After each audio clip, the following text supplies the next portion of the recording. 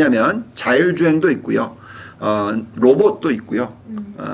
그리고 또 사실 그 공장도 보시면은 뭐 기가팩토리라는 공장 자체가 나중에는 AI로 돌아가는 공장이 될 거라고 보시면 돼요. 왜냐하면 로봇들이 다 할 거니까. 네. 그래서 이거는 굉장히 급격한 비용 절감을 일으킬 수 있는 부분이 더 나오고요. 네. 여기에 또 앞으로 신규 매출 창출 요소들이 생기는 거죠.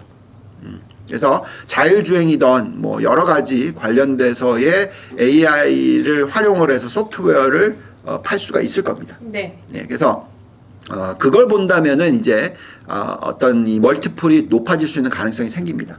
물론 판매를 하기 시작했고 그게 매출이 잡히고는 있지만 그게 가시화돼서 흑자 전환하는 데까지는 시간이 걸리는 거죠. 네. 제가 테슬라에 대한 투자법에 있어서는 제가 거의 뭐 5년 전부터 말씀을 드렸지만 이 전기차에 있어서 적자에서 흑자 전환하는 시기에 들어가셔도 안 늦다. 그게 언제였냐면 2019년 하반기였습니다. 네. 그때부터 주가가 20배, 뭐 10배 이상 이렇게 올라갑니다. 네. 그때 들어가셔도 되는 거였죠. 그럼 지금은 뭘로 봐야 되냐? 이 전기차 쪽은 이미 벌써 주가에 반영이 됐다고 보시면 이제는 AI나 다른 부수적인 이 수익원이죠. 이쪽에서의 지금은 적자겠죠. 네. 그렇지만 흑자 되는 시기가 언제일까? 요거를 판단해야 되는데 네. 글쎄요. 제가 볼 때는 지금 FSD 판매를 좀 적극적으로 하면 네네. 빠르면 내년 초? 또 될 수도 있죠. 빠르면. 아니면 뭐 늦어지더라도 2025년 말 정도 되면은 가시화가 완전히 되지 않을까라는 생각도 합니다. 네. 왜냐하면 이 AI의 산업의 발전의 속도는 기하급수적이기 때문에. 예, 그래서 그렇게 본다면은 당연히 이제 테슬라를 사야 되는 타이밍을 잡으셔야 되는 거고요. 네. 그럼 이제 이걸 어떤 식으로 저희가 대응을 해야 되냐면 작년 같은 경우에는 비중이 너무 높으셨다면 오히려 빠지는 동안에 계속 파셨어야 되는 거고요. 네. 예, 계속 사 모으시는 전략이 아니라 예, 그리고 나서 이제부터는 빠질 때마다 사 모으는 전략이 맞죠.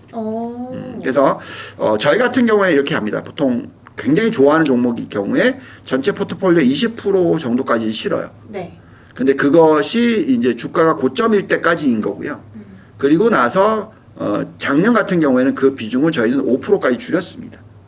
근데 이제부터는 5%에서 언제 늘릴 거냐는 타이밍을 잡고 있는 거죠. 예, 그래서 뭐 좀 가시권 된다 하면은 이제 조금씩 늘려 나갈 거고요. 아직까지는 지금 150달러에서 160달러 선에서 아직까지 정확하게 답을 못 잡겠어요. 예, 그래서 좀 천천히 네. 보시면서 저희가 이 회사에 대해서 싫어한다는 얘기가 아니라 정말 제가 볼 때는 전기차와 AI 산업에서 가장 대표적인 성공 기업이 될 거다라는 확신은 있어요. 네. 근데 그게 주가에 반영이 되고 실적에 반영이 돼서 주가에 반영이 되고 하는 데는 항상 타이밍이라는 게 있다.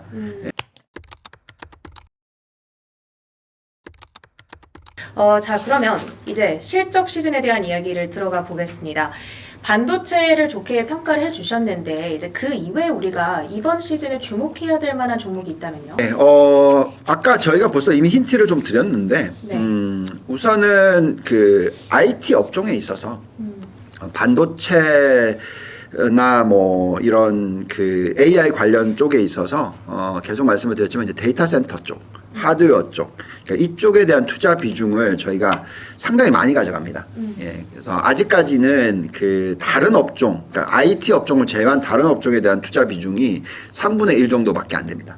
엔비디아가 조정을 받거나 SMCI, 슈퍼마이크로 컴퓨터에서 조정을 받거나 뭐 대리 조정을 받거나 뭐 이런 종목들이 조정을 받으면 계속 사 모으는 전략, 이 얘기를 해드렸다면 또 추가로 투자를 어디엔가 또 하고 싶다라고 생각하시는 분들한테는 저희가 전기차와 바이오와 신재생 에너지에 대해서 얘기를 해드리고 있어요. 자, 우선은 전기차 부분으로는 결국은 이제 가격 경쟁을 워낙 심하게 하다 보니까 네. 퇴출되는 기업들이 나올 거거든요. 그러고 나면은 이제 가격 경쟁을 좀 덜하게 될 겁니다. 아직까지는 아니고요. 근데 이런 때 굉장히 중요한 포인트는 요 대표적으로 말씀드릴 이 세 개의 업종의 가장 중요한 핵심 포인트는 금리 인하입니다. 자, 금리 인하의 시기가 언제냐라고 질문을 저한테 하신다면 저희는 7월 31일이 굉장히 가능성이 높고요. 오. 6월 달에 해도 되는데 아마 미 연준이 한번 지켜볼 것 같다. 요 정도일 거고요. 4월, 5월, 6월 달에 인플레이션 숫자가 나오고 나면 그리고 나면 금리를 내릴 거다.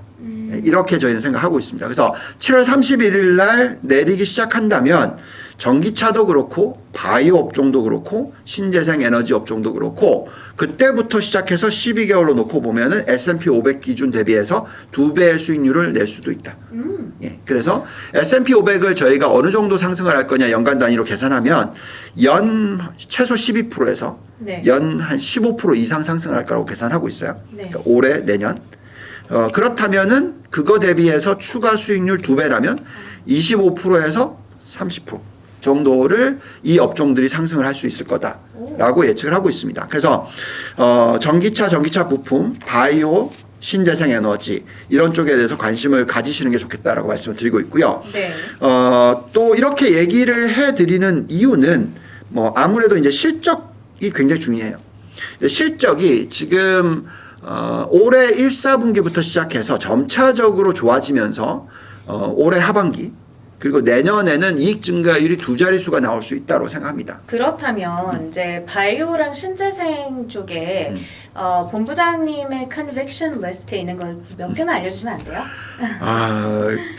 글쎄요. 딱 한 개씩만 제가 얘기해드리기가 왜냐면 제가 네네. 딱 한 개씩만 들고 있어요. 오! 예, 그래서 그래요? 예, 그렇기 네. 때문에 그 종목에 대해서는 저희가 어떻게 보면 이제 프론트 러닝이 되기 때문에 예, 말씀을 좀 드리기는 어렵고요. 네네. 조금 찾아보시는 게 중요한데 그럼 팁을 드리자면 좋아요. 엔비디아가 투자하는 바이오 종목 뭐 이런 쪽으로 예. 왜냐하면 엔비디아가 왜 바이오를 투자를 하냐면 소프트웨어 쪽을 키우려고 하는 거거든요. 네. 근데 이제 엔비디아 칩이 들어가서 AI가 이용이 되면 그만큼 신약 개발이나 향후의 매출 증가율을 높일 수 있는 확률이 높아집니다. 예, 그래서 그런 관련 종목들이 쭉 있는데 그냥 제가 뭘 샀다고 얘기는 하지 않고요. 리스트를 좀 말씀을 드리자면 그 볼텍스라는 종목도 있고 또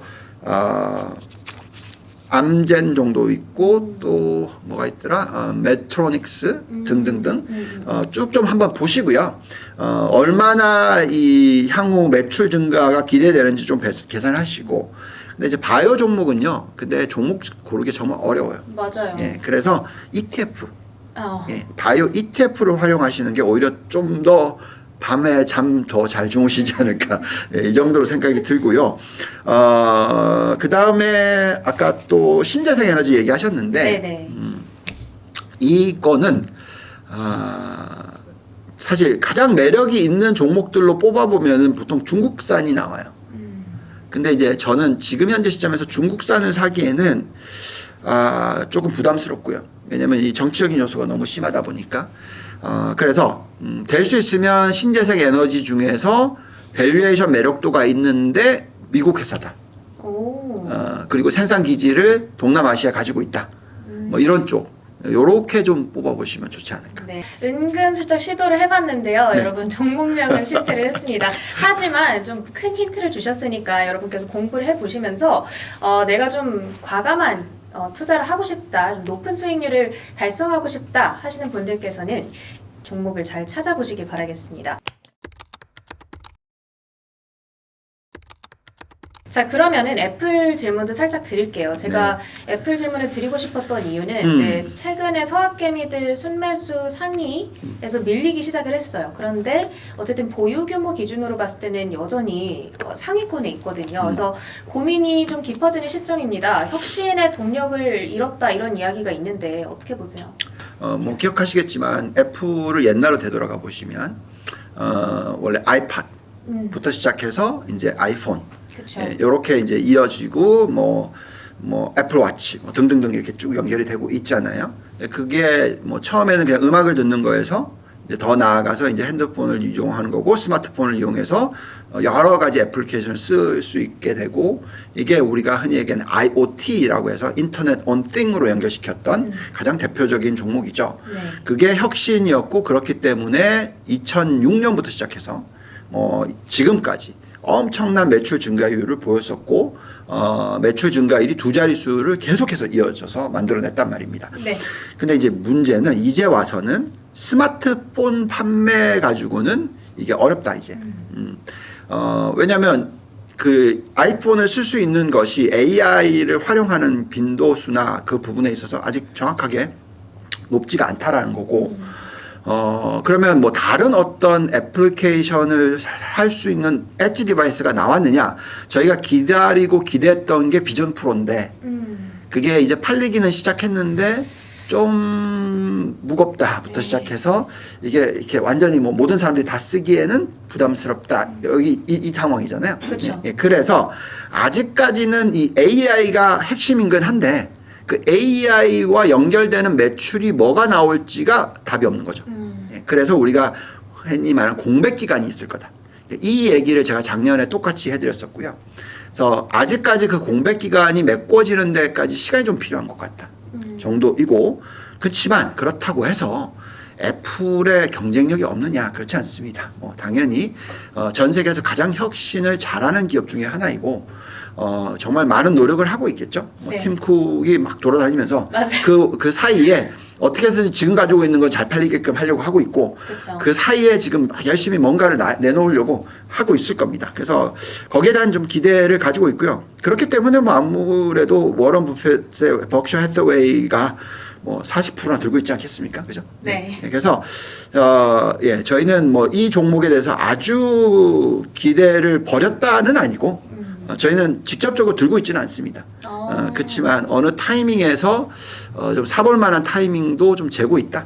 예, 그리고 이런 쪽의 투자는 잘 모르겠으니 그냥 대형 빅테크 관련된 ETF를 투자하시면 된다. 그 안에서 어떤 게 잘 나갔다가 어떤 게 못 나갔다가 뭐 이렇게 하면서 전체의 이 매그니피센트 7 뭐 또는 빅테크 10 이런 ETF들이 계속 좀 올라갈 것 같다. 예, 이렇게 보고 있습니다. 그렇다면 애플을 이제 들고 계신 분들을 위해서 간략하게만 네. 이제 어쨌든 AI와 맞물려서 어떤 유의미한 실적을 낼 수 있을 때 그때가 주가 상승의 시작점이다라는 얘기신 그렇죠. 거잖아요. 네. 그러면 그때까지 들고 있는 건 일단 그냥 들고 있을까요? 그렇죠. 왜냐하면 이게 그 워낙 현금 흐름이 좋은 회사라서 예, 뭐 배당 수익률 그리고 또 주식 매입 소각까지 계산하면 그래도 뭐 연평균 일드가 2% 이상 높을 때는 한 2.5% 나오니까.